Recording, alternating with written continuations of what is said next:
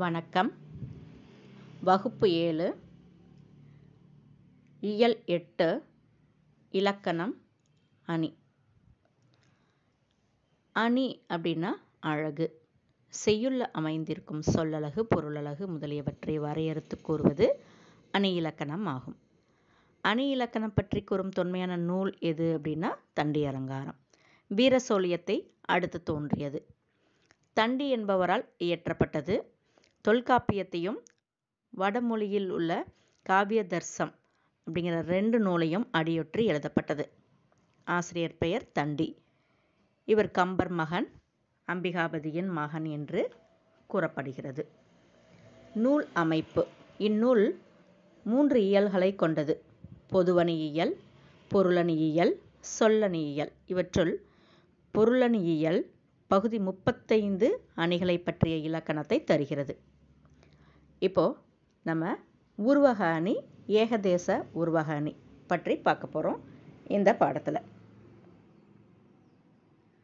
உருவக அணி ஒரு பொருளை விளக்க மற்றொரு பொருளை உவமையாக கூறுவது உவமை அணி என முன்னர் கற்றோம். உவமைனா என்னது? ஒரு பொருளை சொல்கிறதுக்கு இன்னொரு பொருளை கம்பேர் பண்ணி சொல்கிறதுன்னு நம்ம சொன்னோம். உவமை வேறு, உவமிக்கப்படும் பொருள் வேறு என்று இல்லாமல் இரண்டும் ஒன்றே என்று தோன்றும்படி கூறுவது தான் ஒருவக அணியாகும். இதில் உவமிக்கப்படும் பொருள் முன்னும் உவமை பின்னுமாக அமையும். இப்போ தேன் போன்ற தமிழ் என்று கூறுவது உவமை. தேன் போன்ற தமிழ், அதாவது தேன் போல இனிப்பாக இருக்கிறது தமிழ் அப்படின்னு சொல்கிறாங்க. தமிழாகிய தேன் என்னும் பொருளில் தமிழ் தேன் என்று கூறுவது உருவகம் ஆகும். வெள்ளம் போன்ற இன்பத்தை இன்ப வெள்ளம் என்று கூறுவதும், கடல் போன்ற துன்பத்தை துன்பக் கடல் என்று கூறுவதும் உருவகம் ஆகும். இப்போ ஏற்கனவே நம்ம பாடலில் பார்த்தோம், புதுமை விளக்கு பாடலில் நம்ம பார்த்தோம் இல்லையா? வையம் தகலியா வார்க்கடலே நெய்யாக வெய்யக்கதிரோன் விளக்காகச் செய்ய சுடராளியான் அடிக்கே சூட்டினேன் சொல் மாலை இடராளி நீங்குகவே அப்படின்னு நம்ம சொன்னோம் இல்லையா? அந்த பாடலில் கூட நான் சொல்லியிருந்தேன் இல்லையா? என்ன சொல்லியிருந்தேன்?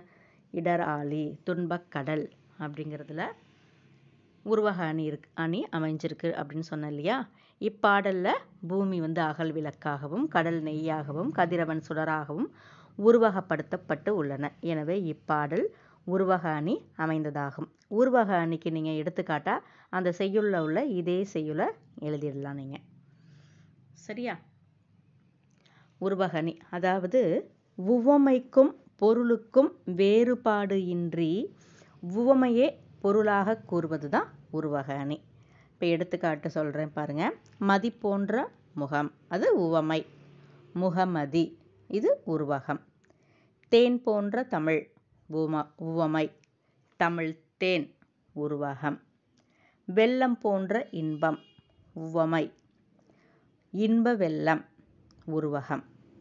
இந்த உவமையில் போன்றங்கிற ஓம உருபு வெளிப்படையாக தெரியும், இதில் தெரியாது உருவகத்தில்.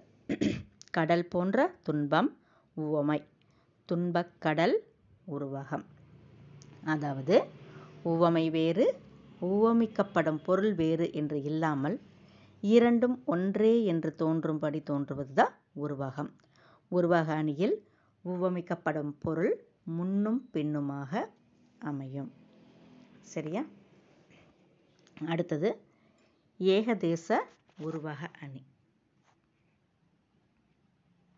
ஏகதேச உருவக அணி. ஏகதேசம் அப்படின்னா என்ன அப்படின்னா ஒரே ஒரு பகுதியை மட்டும் சொல்கிறது. இரு பொருள்களில் ஒன்றை மட்டும் உருவகப்படுத்தி மற்றொன்றை உருவகப்படுத்தாமல் விட்டுவிடுவது ஏகதேச உருவக அணி எனப்படும். ஏகதேசம் என்றால் ஒரு பகுதி என அர்த்தம். அதாவது ஒரு வகுப்பில் மாணவிகளை கண்டு மிகவும் நன்றாக படிப்பவர்கள் என்பதை உணர்த்தும் பொருள்படி கற்பூர புத்தி கொண்டவர்கள் என வைத்துக்கொள்வோம். அப்போது மாணவர்கள் உடனே புரிந்து கொள்ளாதவர்கள் என பொருள் தருகிறது. ஆனால் மாணவர்களை பற்றி எதுவும் கூறாமல் விட்டுவிடுவது ஏகதேச உருவக அணி ஆகும். இப்போ நம்ம பார்க்கலாம் பாடலை. உதாரணம் பார்க்கலாம். அறிவு என்னும் விளக்கை கொண்டு அறியாமையை நீக்க வேண்டும். இத்தொடரில் அறிவு விளக்காக உருவகப்படுத்தப்பட்டுள்ளது. அறியாமை இருளாக உருவகப்படுத்தப்படவில்லை. இவ்வாறு கூறப்படும் இரு பொருள்களில் ஒன்றை மட்டும் உருவகப்படுத்தி மற்றொன்றை உருவகப்படுத்தாமல் விடுவது ஏகதேச உருவக அணி. ஏகதேசம் ஒரு பகுதின்னு நான் ஏற்கனவே சொல்லியிருக்கேன். இப்போ பெருமைக்கும் ஏனை சிறுமைக்கும் தத்தம் கருமமே கட்டளைக்கல் அப்படின்னு சொல்கிறாங்க.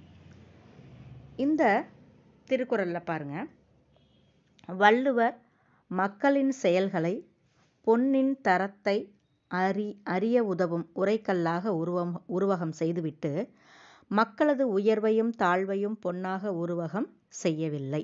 எனவே இக்குறளில் இடம்பெற்றிருப்பது ஏகதேச உருவக அணி ஆகும். ஏகதேச உருவக அணி ஆகும். சரியா?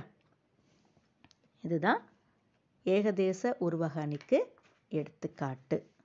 புரியுதா?